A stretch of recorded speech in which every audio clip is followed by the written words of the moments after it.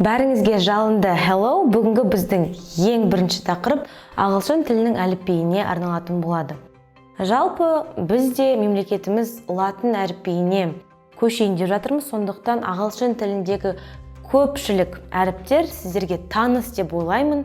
Бірақ ағылшын тілінің бір қырсық жері, көп әріптер қалай айтылады, солай оқылмайды.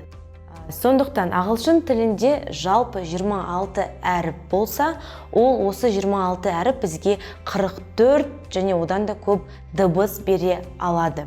Яғни біз бұл жерде әліпбиді жатқа білу керекпіз, ал бірақ олардың оқылуы әлі тағы да жұмысты талап ететін болады. Ағылшын тілінде 26 әріп бар дедік, оның 20-сы, жақшаның ішінде 21 дауыссыз, ал 5-еуі жақшаның ішінде 6 дауысты дыбысты береді. Бұл жерде не үшін мен жақшаның ішінде 6 және 21 деп жаздым? Себебі бізде Y әрпі бізде дауысты да дауыссыз да бола алады.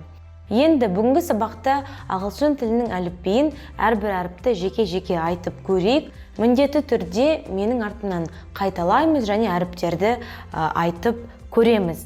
Ең бірінші әріп ол бізде әрине A. Ол бізде apple сөзінде қолданылады. A. Екінші әріп бізде B. B for boy.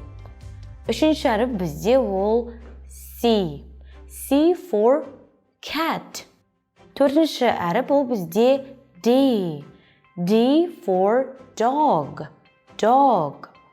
Келесі әріп ол бізде E. E for egg. Бұл жерде E әрпін өзіміздің E әрпіне шатастырмаймыз. Ағылшын тілінде ол E деп айтылады. Келесі бізде F. F for frog. Келесі әріп ол бізде G. G for girl. Келесі әріп ол бізде H. H for hat. H for hat. Келесі әріп ол бізде I. Ең жиі қолданылатын әріптердің бірі I for ice cream. Келесі ол бізде J. J for jam. Осы кезде көп адам G мен J әріптерін шатастырады, сондықтан G, ал мынау J. Келесі әріп ол бізде K. K for kite. Өзіміздің К әрпіне ұқсайды, K деп оқылады. Келесі бізде L. L for lion. Келесі әріп ол бізде M. M for mouse.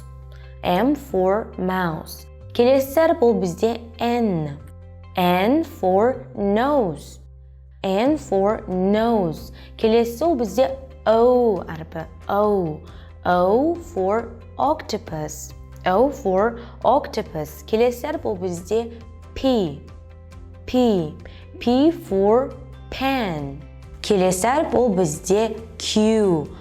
Q әрпі К әрпіне ұқсалып айтылуы мүмкін, бірақ әлде қайда жіңішке. Q for queen. Келесі әріп ол бізде R.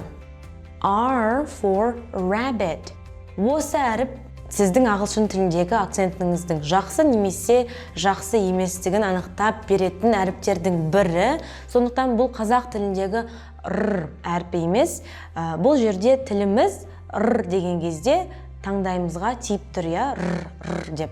Ал ағылшын тілінде тимейді, R деп біздің барлық дыбыс осы тамақтан жүреді. Сондықтан R деп жұмсағырақ айтып үйренеміз. Бұл ең қиын әріптердің бірі, сондықтан қайта-қайта тілімізді жаттықтыруға тырысайық. Келесі әріп ол бізде S, біздің С әрпіне ұқсайды. S for snake. Келесі әріп ол бізде T. T for tiger. T да біздің Т әрпіне ұқсайды. Келесі әріп ол бізде U. U for umbrella. Келесі әріп ол бізде V. V for van. Келесі әріп ол бізде W. Не себепті W оның жазылуына қарасаңыз, бұл жерде негізі екі U әрпі орналасқан. Сондықтан ол W. W бізде екеу деген мағынаны білдіреді.